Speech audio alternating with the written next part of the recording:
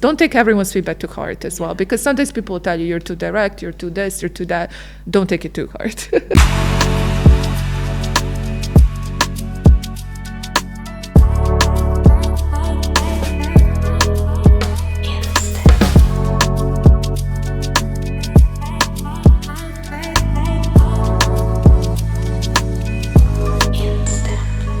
Hey guys, welcome back to another episode of inSTEM podcast. I'm your host Tolu, and as always, I'm excited to bring you another conversation that is packed with value, tips for personal and professional growth, and actionable insights from real people.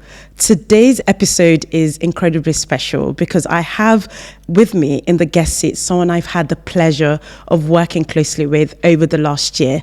She is a young woman excelling in the highly sought after fields of technology and consulting. And she's also a multiple award winner, champion for diversity and inclusion. Please help me welcome the incredible Tamara Tankosic. Welcome to inSTEM, Tamara.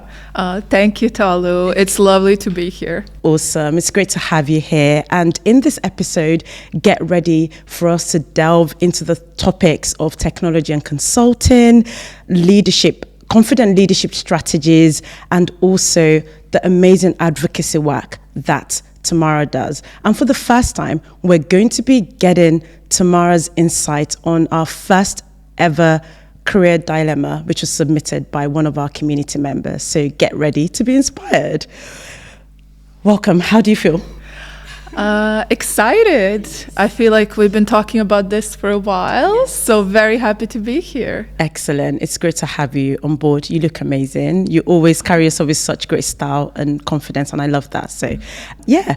So the tradition here is we start usually with an icebreaker question just to get things a little bit, spiced up from the start. So your icebreaker question is, if you could swap one of your hard technical skills, so you've got lots of them, project management, data analysis, and so on, with a soft skill that was totally unrelated, which skill would you swap and why?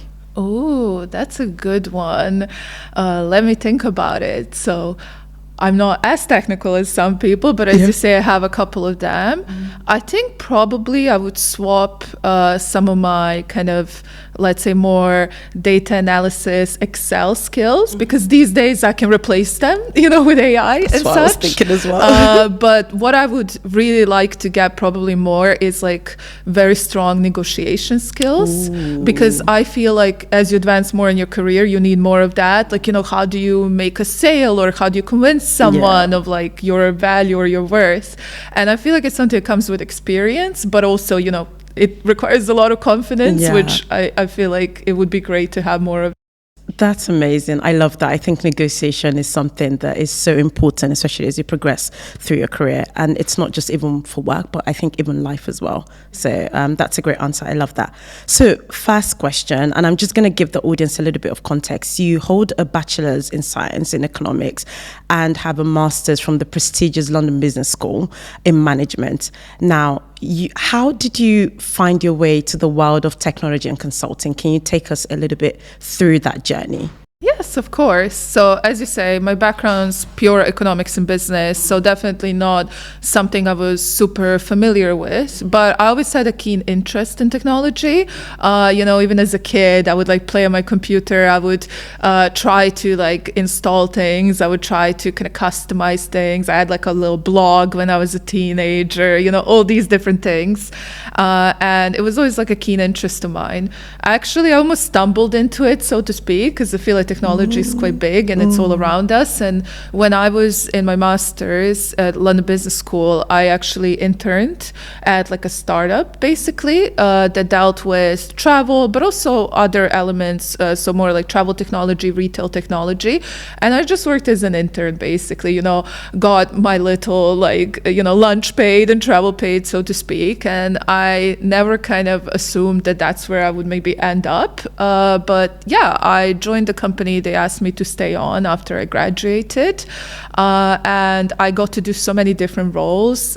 Because of my background, it was more like in the beginning, make a bunch of presentations, like a lot more that business side, let's say like that. But because I worked a lot with technical teams, I started understanding the lingo more. I started understanding more things like, I don't know, solution architecture, for example, data analysis, just the wider scope of technology. So I then moved on from that more like business analysis side and like business requirements to working more on the technical project management side, and doing more, actually leading technology projects, working with our developers to understand the solution and being with them to build our product more, because we had our own product as a startup.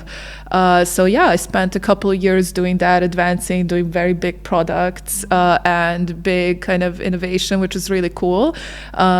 And then kind of COVID hit, and the infamous COVID. Oh, infamous COVID. And I was obviously in more travel technology. So you can imagine the impact it had on the industry. A lot of big tech projects kind of were put on hold. And I just felt like I needed another kind of growth avenue for myself. And that's where I joined Accenture to do technology consulting. So kind of similar to what I did before, but in that consulting area with clients and dealing more with that retail side that I used to do before, but also consumer goods and just general consumer products.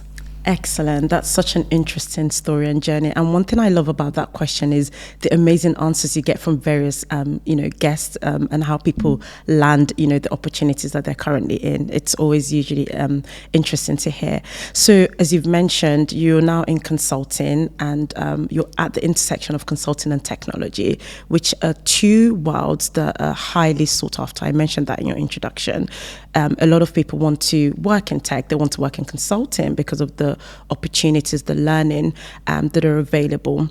So for people watching and listening that want to transition into these spaces, what would you say? Let's start with giving them a flavor of what a day in the life of looks like for a consultant working in the technology space. What does that look like? Yeah, of course. So probably the first thing, because it is consulting, is every day tends to be different. Every project tends to be different. Yeah. So I will say there's not always a common day, but let's say what kind of is the intersection where most things happen is a lot of my time is spent in meetings. I'm not going to lie. Basically, because you're sitting oftentimes between technical teams and, for example, your client, maybe also some kind of value stream leads or just like leadership. Because you're sitting between so many different teams, you kind of have to understand what they're actually doing. Do they have any issues? What are maybe they looking forward to in the next coming weeks, and some dependencies they might have. So how do you understand that best? And it's through that human element, right? Yeah. So you will have a lot of meetings where you're checking in with different teams, understanding what they're currently working on, any blockers, and basically based on those having additional conversations. So a typical day is, you start with usually some kind of stand-up. You check with your more, let's say, technical teams, so like your developers, your testers, how are things going?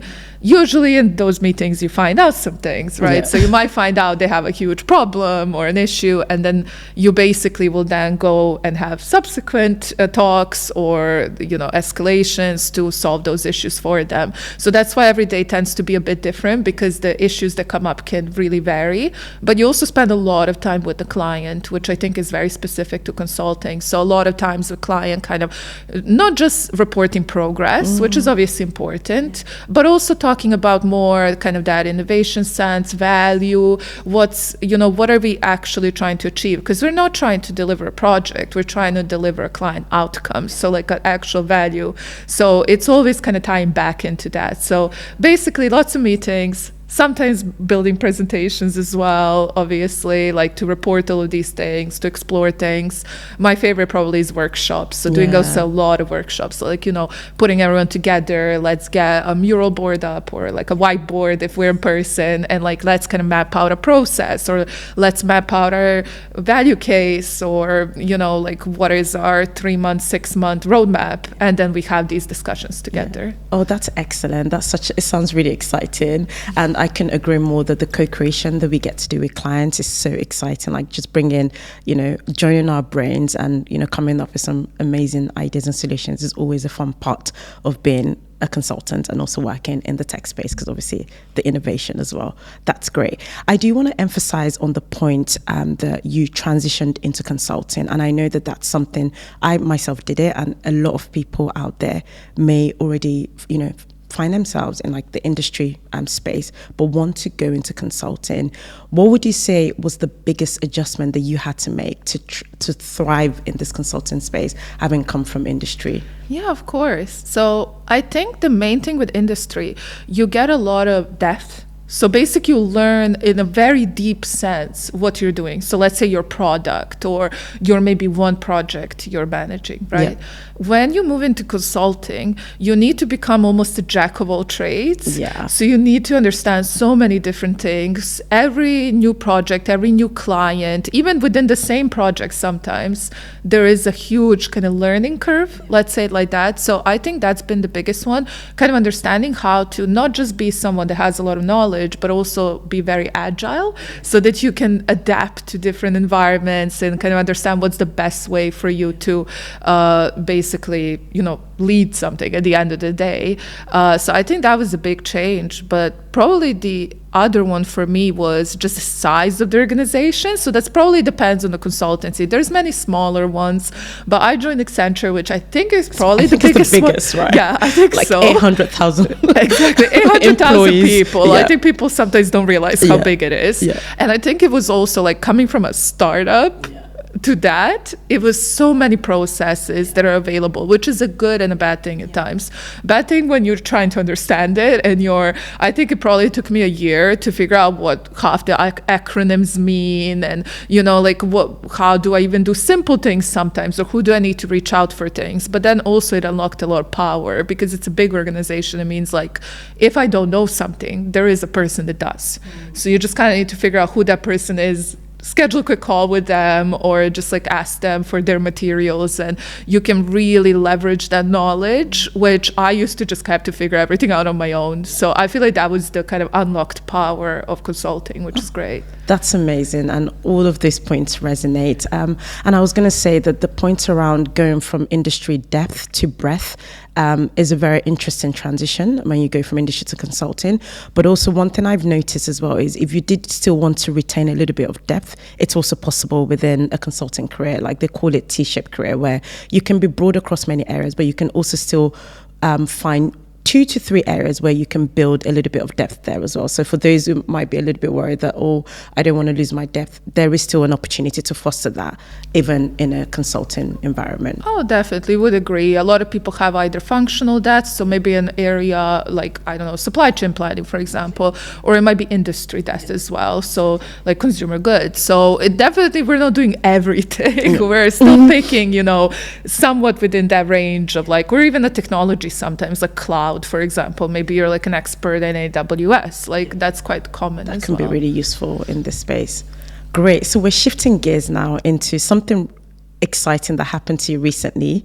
Well, a few months ago. So you got promoted. You earned this amazing career milestone.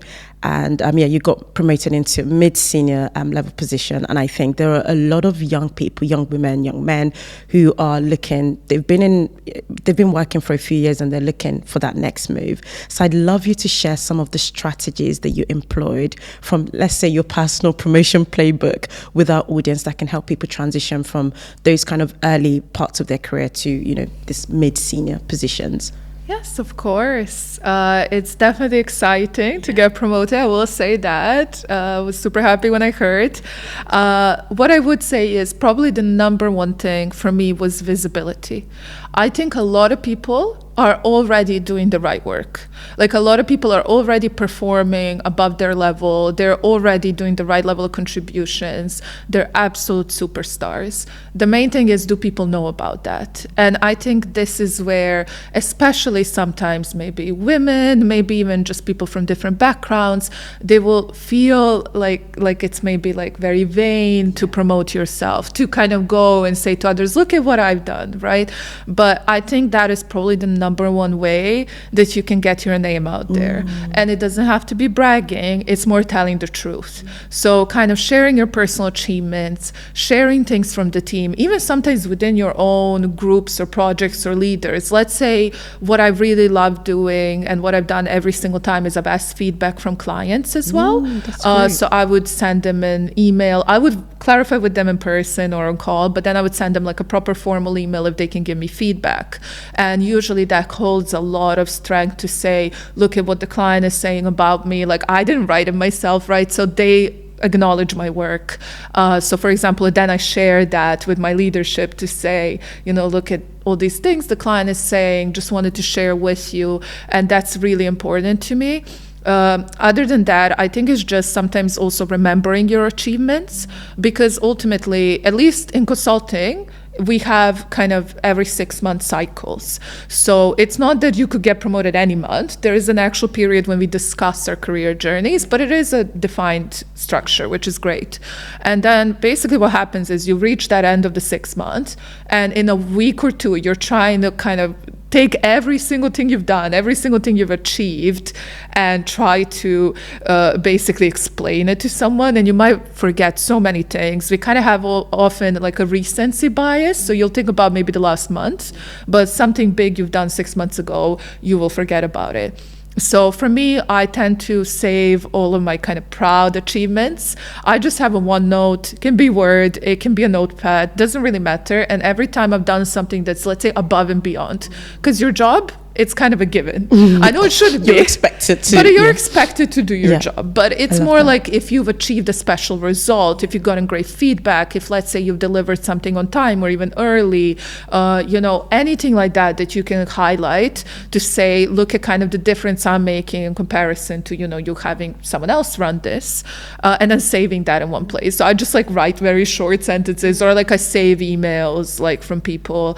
And then when it comes to that 6-month or 1 year period, if you're a different company, you can just pick it all up and do a comprehensive story. And the important thing is, you might think some things are small, so it's very useful when you can actually share a bigger piece with people, and then they will sometimes actually identify that some things you felt like, oh, that's a given, that's normal. They will actually say, no, you went above and beyond, and this is something you should really be proud of. So probably those were like the main things for me, kind of remembering the achievements, and then kind of secondly, like actually communicating them across to people, because then they become your advocates and they will speak on your behalf even when you're not in the room. Such an excellent answer, and so many takeaways from me. So the first thing is the importance of visibility. You mentioned that for most people already thinking about promotion anyway, the likelihood is they are already performing beyond their level, so people should feel comfortable. And you said something that stuck out to me, which is if it's the truth, then it's not bragging. If you've really achieved these things, and it's really not bragging, we should just really get comfortable with talking about ourselves. And on the point around recording your achievements and accomplishments, I actually went to a networking event a couple of weeks ago where they talked about the networking event was titled Shameless Self-Promotion. Oh, I love that. And they talked about having a brag document, which is in essence what you've described, a document that you can readily go into to record your achievements. I love the fact that you said, to be clear, it should be things that you're doing above and beyond, the special things, right? The things that stand out, because we are expected to deliver in our sort of day-to-day responsibilities anyway. And I think people can underestimate the power of actually writing things down. Do you know, I've not been great at this. I'm getting better. Like this year has been a lot better actually. But previously, like when it's time to then feedback your performance achievements, and you're like, what have I done? And it's like, I know I've done a lot, but because I didn't write it down, or I didn't, write all of it down, it's hard to retrospectively, try to, put together a story or an effective story about one's accomplishments. I think those are really excellent tips. Still on the theme of promotion and progression and leadership, one quality of yours I find striking is your confidence. So I want to ask, have you always been confident? And what are some of the daily, I really want practical tips now, daily practical tips or habits that you foster to keep such a sense of self-assurance about yourself, because that's how you come across every time I interact with you. Yeah, I wouldn't say I was always confident, especially going in an industry I don't know much about and surrounded by a bunch of, engineers. And it definitely took a lot to feel confident in that space. And I think for me, the main one is actually just being very open, asking questions constantly and learning a lot. Because I think nothing is that complicated. Even if it seems like it, let's say you're hearing now about machine learning, AI, quantum computing. It all sounds very scary. If you understand the basics, if you ask the right questions, just do some training courses. And mind you, most of them are free. Yeah. Like a lot of companies offer them, and just understand kind of the basics of things that obviously interest you or the field you're in. Then when you're having these conversations, you can be more confident in your answers because you actually have like a background. So rather than kind of coming into a call and not understanding half of the things, you actually know enough. So for example, a practical specific thing I've done from, let's say, the technical side is when I start a project, I actually schedule calls with all the different technical teams. And I asked them to run me through their part of the solution and what is that team actually does. And I ask a million questions. That call takes like 2 hours because I'm going to be like, what is this one thing? How does this work? What are the usual problems? So when we're having then later discussions, I already have a really good background. So I think kind of the knowledge and understanding is a really big point that I try to always foster. I'm big on learning. Other than that, I think it's just practice. Like every time I have to do something, if I'm, let's say, giving a talk or like doing something like this, I won't necessarily rehearse a whole sentence, of course. But, just I do kind of spend some time noting down things, like kind of thinking about it. And the same as if you're having a big presentation at work, you almost do a test drive. And you can do it with a friend as well. It doesn't have to be alone if it's easier for someone else to kind of check and say, this sounds really great, like maybe think of this. So I've done a lot of that kind of practice with people as well at the beginning of my career, where I would just show them my presentation and ask them questions like how they feel, and I feel like it's really helped me feel confident in my skin. And once you do it 1 or 2 times, after that it becomes much easier. That's really useful. I can totally relate to the practice. I know there are people that can just go into any situation or space and just deliver. I'm one of those people that I find that I'm more confident, or my results are more confident when I've actually put a bit of practice in. And like you said, you don't have to rehearse everything thoroughly. Just get a sense of what you want to do, how you want to deliver, if it's a talk, even, or a presentation. And that, having kind of put yourself through the situation in a less tense environment can help, produce great results in the real scenario. So I can totally relate to that. And I love the point around being comfortable to ask questions as well, and knowing that actually you don't have to know everything. Do you know what I mean? Like you said, connecting with the technical teams and understanding what they're doing, but also not feeling like you need to know the nitty-gritty of what they're doing. Sometimes our role on a project is just to have a good enough understanding that helps us, play our part in the in the bigger picture. So I love these 2 points. So summarize into being comfortable with asking questions and practice. Practice makes room for perfection, as they say. Great answers. So another thing about you, beyond all of your excellence in the workplace, is your advocacy. You care deeply about diversity and inclusion. You are a young, role model for women in the tech space and even beyond the tech space. And I'm sure you've seen a lot over the last, 6-7 years of your career. From what you've seen, what do you think companies, organizations still need to do? What's one action, if you were asked, that they could take to make the workplace more thriving for women? Yeah. I think the main thing the companies need to do is think of inclusion and diversity as not one action or one set of actions that maybe they do on, let's say Black History Month, for example, as we discussed a couple of times. But I think they need to kind of understand that every single thing they're doing, they should always think of that inclusion and diversity lens. So what that means is there's very simple things they can do, right, whenever they're doing anything. An example example of that is, let's say you're putting job ads out. What are your actual ads like? Because a lot of times it's been proven that many ads are written in a way that they're basically overestimating qualifications. So they're saying you need 10 years of experience in a technology that's existed for 5, right? There's been so many jokes about this. The problem with that is people who maybe don't have the same kind of high level of confidence or whatever you want to call it, or even are facing imposter syndrome, would never apply for jobs like that, as an example. So you will get less women in the room already because they're not going to apply. Same goes with rooms, with everything else. If you don't invite them in, a lot of times women will feel like they don't belong in that space, as an example. So you kind of have to make sure that things seem welcoming, that they get a spot in the rooms as well, they get the knowledge of what's happening and they can contribute. I think probably a really simple one is probably maybe think about what kind of work you're assigning to, let's say, I usually speak about women, so that's why I'm saying that. Because, for example, what happens is a lot of times is, you're in a room of 5-10 people, who's going to take notes?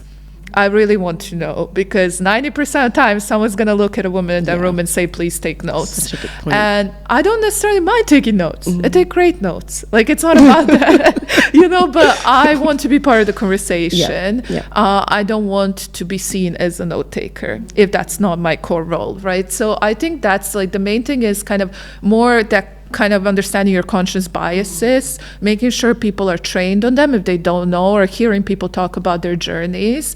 And I think especially when it comes to kind of that lens, as I said, like kind of more getting more women into tech, because that's a big problem, is we also need more male advocates at the end of the day. If it's all women trying to fight for women's rights, if it's all women trying to bring more women in, we actually need the men to listen sometimes. They need to be in the room. They need to understand what the struggles are, and they need to be your allies in that journey. And I think that's really, really important. This is such fantastic points, and I really hope that we see more of those, actions implemented, and just organizations do better in those areas. I also want to touch on your awards. You've won a few recently. So, for example, you were nominated as part of the Tech Women 100 Awards, and recently, I think last week, you were nominated for the Women of the Future Awards. You're just such a superstar. And I really want to delve deeper into what those external recognitions mean and how they help you further your mission to create more opportunities and just see better representation of especially women and young women in spaces like technology. Yes, of course. So I think probably the first one, as you mentioned, it's visibility. If more people know your story, if more people kind of follow what you're doing, you can spread your message much further. So all the work that you're doing, if you don't have the right awareness of it, can kind of fall flat. So I kind of use my personal LinkedIn almost as something where I'm going to constantly post about women's issues. I'm going to post events. I'm going to post charitable work that I've been doing with the teams. And I think that's really important. It kind of gives people a sense of like, this is, there's space for you in this area. There's so many things that we're doing that should help you kind of bridge that barrier that it looks very scary, like the tech industry. So I think visibility, but also sometimes just the access to that network. A lot of these awards, they're not about an award necessarily. They're not about, flashy, let's get an award, get some pictures. It's part of it. But the big part is they're usually part of programs. So when you win, or even when you just get shortlisted as well, which is a huge achievement, you basically become part of a network. That network will have other really inspiring people there. And with connecting with them, because they're going to be sometimes from different industries, different backgrounds, you can create something amazing. And I've already seen it happen with, for example, Rising Stars, because we have a big group together, which are all different industries. And with that one, we basically have, did joint events together. We've done like one of the amazing ladies connected me to like a huge group for schools, and we've supported like a big event on STEM with them. So it kind of gives you more access to people you maybe would have never met previously, and also some potential maybe sponsors views of things as well, which is also really important. And sometimes you can't do everything yourself, right? That's amazing. I love those answers. I think when you were talking about the importance of visibility and the importance of sharing stories, I'm a believer in the saying that you can't be what you can't see. And I think the more examples of women and young people we see doing these amazing things, the more likely we're going to see other young people, follow in their footsteps, which is amazing. And also the opportunity. It's amazing you talk about how it's not really it's not about the awards, it's the world of new connections it opens you up into. I think that's that's one I've never really thought about, but it's a great part of it as well. Now we're going to move on to our audience career dilemma. Are you ready for this? Okay, hopefully. You're our expert for this audience member, so I'm going to read it of my phone. So it goes, I recently moved to the UK to join a consulting firm, and whilst I have the technical skills, I find myself constantly code switching, trying to adjust my communication style, pace, and even humor to fit the local professional culture. It's exhausting and makes me feel less authentic. The dilemma is, how can I embrace my international background as a true superpower and lead confidently with my authentic voice while still ensuring my communication is clear and effective in this new UK environment? I think this question is perfect for you because I think it was around 5-6 years ago, you moved from Serbia to the UK. So I think no better person to share their insights on how this audience member should handle the situation. Yeah, of course. Definitely can relate. Maybe just for very high level awareness, Serbia is in Eastern Europe. Eastern Europeans are known as being very direct, very kind of no fluff in conversation. So just speak honestly, and usually no small talk either. So there's no, how are you? How's your day? How's your weekend? We don't do that, basically. So when I came here, it was huge culture shock. I felt like two different worlds. So for me, I think what I found is in the beginning, I felt kind of similar where I constantly have to be a different person at work. So almost like I'm one person at work, I'm one person at home. I realized at some point it's just not possible. It's very tiring, and you spend too much time thinking about how you're saying things and not enough time thinking about what you're actually saying. Yeah. So the context of you're trying to put across. So what I found was useful is understanding what are the specific things that maybe people really value, and like, is it something I can do? So not all of my communication. As an example, small talk. I realize it's actually kind of nice. Like, it's almost like opening to a conversation. It's more friendly. It makes people feel more interconnected. So I never wanted someone to think I'm coming across as rude or uninterested. So I didn't find that too hard to do. But then the direct communication was much harder, because at work you're kind of expected to, let's say, almost have like a sandwich of like, compliment, here's the actual feedback, and then another compliment. I found like actually what helps me in written communication is kind of reviewing things a lot, because just understanding, is this message coming across as harsh? And I think it's easier in written communication. But in actual, when you're talking to people, your international background is actually a really big skill set, especially in the world of consulting, of technology, and any kind of business sense. We're usually very international teams, and you don't need to feel like you have to be 100%, British, so to speak, in the way you talk. It can actually be a really big skill, because, for example, for me, I find it quite easy to work with teams in India. Americans as well, because they're also more direct. And what I find with my British colleagues, they've seen that that's a skill set to have, because I can take things across quite easily. Because let's say you tell a person in one of our offshore teams and you say to them, oh, it might not be bad if you consider this. They will consider it, and that's it, because they just assume you're just giving them some suggestions. If you flat out tell them, I would like you to do this, do you have problems with it or not? Like, is there any issue? They will actually get things done. So if you can communicate across, that's why you're being direct, because you're trying to get the right message across, then it's usually not that big of a problem. I think just as long as you don't sound too harsh, and probably the harshness often comes more from negative conversations. So like if you're giving someone bad feedback or there's some issue, how do you explain to them in a nice way. And that's something you can practice with like friends and colleagues. I'm sure your colleagues are lovely as well. So you can always ask them for feedback as well on your presentation style and small changes. Don't take everyone's feedback to heart as well, because sometimes people will tell you you're too direct, you're too this, you're too that. Don't take it too hard. Wow, no, those are such excellent points. If I could summarize into 2 points, is understanding the value that you bring, like, as an international, and also asking for feedback. I think that can be really good to just, for reflection. Amazing points. And we've come on now to the last question. I can't believe how quickly this conversation has gone. But yeah, we just want to know, what are you most excited about? What's going on right now? What are you excited about for the future? Oh, so many things, I feel like. Probably the main thing for me is how technology is advancing. I'm really excited about that, because I feel like the world is heading to a space where technology is no longer an industry in its own. It's everywhere, right? And there is really good things that happen from that. Companies using more data and AI, understanding better like insights and things like that. And I think that will allow a lot of people to grow, a lot of learnings to be had, obviously. And I don't know, I've seen some amazing things, that companies are doing. And I find it so exciting, because I feel like we're at that next stage of technology. At some point, it was just a lot of, automation. It became a bit of samey, so to speak. So I'm really excited about where that's going to go. And I think with that also where my career progresses in understanding them more, leading projects more in that space of actually implementing, Gen AI and all of these cool technologies, and also working with schools and charities and all these different people and trying to make sure they understand them as well.